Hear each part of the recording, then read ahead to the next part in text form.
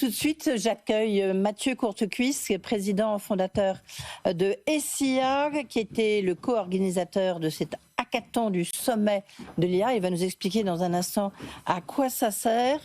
Bonsoir, asseyez-vous, je vous laisse le temps de vous asseoir. Bonsoir Mathieu Courtecuisse. Bonsoir Edwige. Merci d'être avec nous, j'ai plein de questions à vous poser.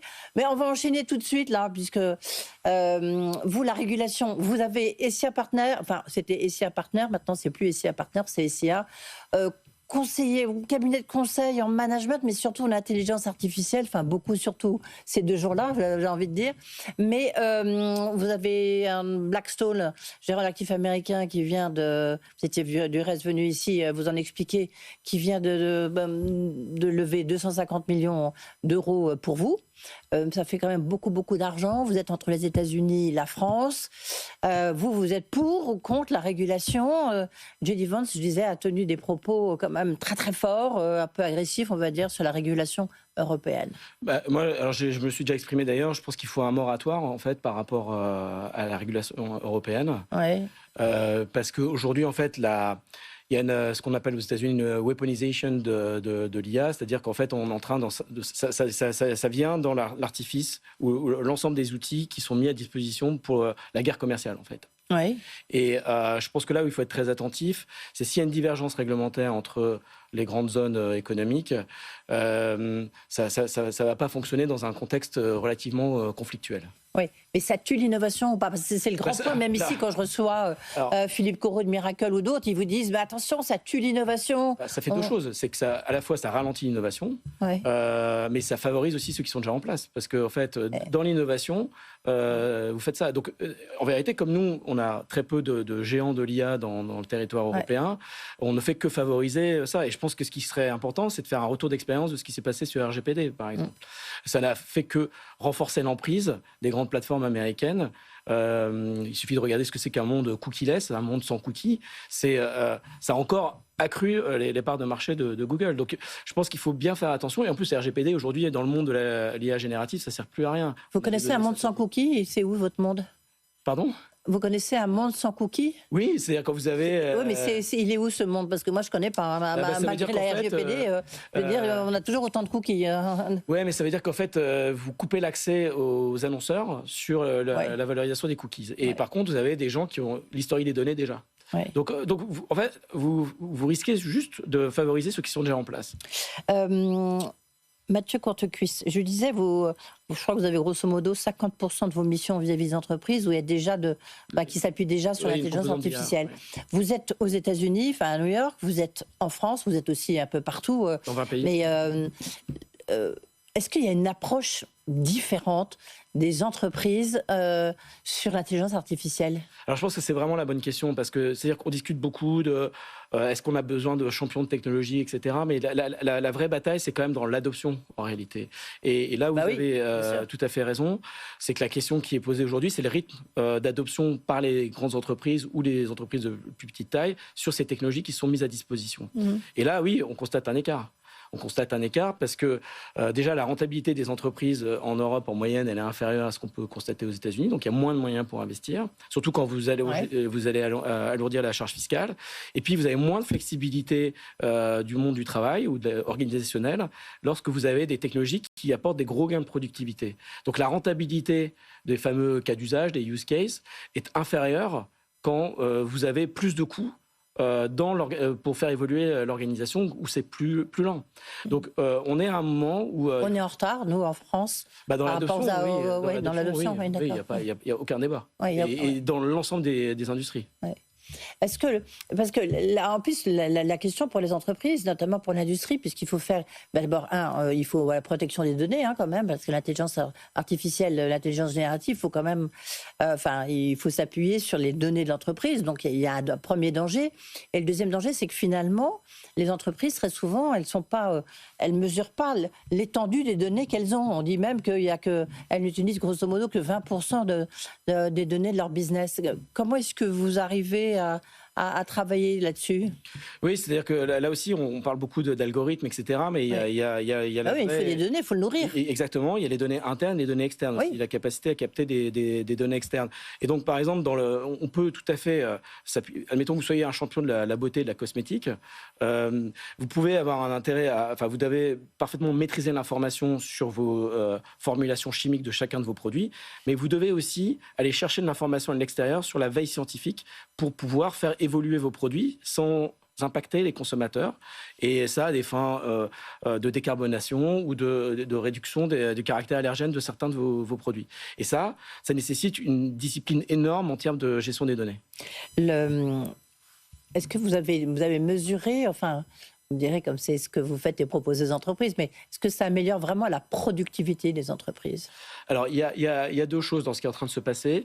Il y a la petite productivité, celle qui permet de faire du confort en vérité, qui permet de vous débarrasser de quelques tâches un peu... Corvées, quoi. Voilà, des corvées. Oui. Ça, on estime que c'est, en gros, vous pouvez gagner 3 à 4 heures par semaine. Donc, vous faites le même job. C'est juste, on va vous enlever quelques trucs désagréables, quoi. Donc, d'ailleurs, il y a des gens qui pourraient se poser la question de qu'est-ce qu'on fait de ce temps de travail qui est ainsi gagné. Ça, c'est la question d'après, à mon avis. Voilà. Bon, mais après, la vraie productivité, on va dire, celle qui intéresse réellement les entreprises, alors là, oui, on a des choses qui peuvent apporter des gains de productivité relativement spectaculaires, qui peuvent être de l'ordre de 20, 30, 40%. Et puis, vous avez le truc qui est magique, ce qu'on recherche tous, la martingale, c'est l'impact sur le revenu. C'est-à-dire que c'est bien de faire des baisses de coûts, mais ce qu'on cherche aussi, c'est augmenter le revenu. Et par l'augmentation d'un certain nombre de produits, de services grâce à de l'IA, eh bien, ça a une rentabilité qui est bien plus attractive pour les entreprises. Quels sont les secteurs où, à votre avis, c'est le plus porteur, ou en tous les cas, les entreprises qui sont les plus ouvertes à cette intrusion intelligente? Je pense que, en fait, l'IA, c'est quand même une affaire de longue traîne. En fait. Donc, c'est-à-dire que les entreprises qui ont beaucoup de consommateurs, en vérité, ce sont celles qui devraient être les plus intéressées à cette révolution. Et d'ailleurs, quand on regarde les grandes latex, c'est rarement pris sous cet angle-là, mais ils ont 1 milliard, 2 milliards, 3 milliards de clients. Et ce qui fait leur force, c'est pas forcément toujours dans la technologie, c'est dans le fait qu'ils ont immédiatement 2 à 3 milliards de personnes qui peuvent le vendre. Donc, si vous faites une petite modification d'un micro-algorithme sur Instagram, vous pouvez générer des millions et des millions de revenus en plus et donc de profits directement. Et ça, c'est aussi ce qui pose une difficulté pour faire émerger une IA de grande taille en Europe.